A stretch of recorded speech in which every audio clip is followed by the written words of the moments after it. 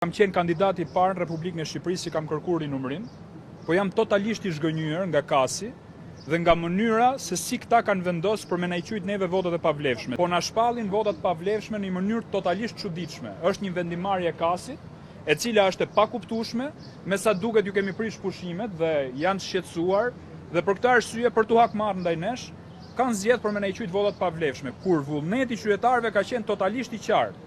Kur komisionerët Partisë Demokratike, Partisë Socialiste apo forcave të tjera politike kanë marrë një votë, e kanë qujtë të vlefshme sepse vullneti i qytetarëve ka qenë i qartë në zgjedhjen e tyre dhe kur më tepër kjo votë është kontrolluar dhe nga kryetari i KZZ-s, i cili përgjithsisht ka qenë me profesion jurist dhe është vlerësuar si votë vlefshme. Tani ç'a ndodh?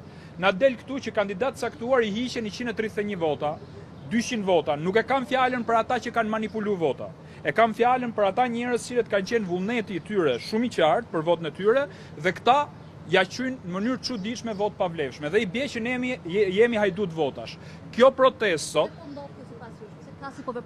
do ta them, kjo protestë sot është pikërisht këmban alarmi për atë që do të ndodhë nesër. Unë i bëj thirrje kasit që nesër në orën 9 të mëngjesit, vota të tilla që shikoni pas shpinës time, që unë i kam marrë nga videot që ja kam marrë Komisionit Qendror të Zgjedhjeve, siç kemi edhe këtë votën këtu me tik, shikojeni.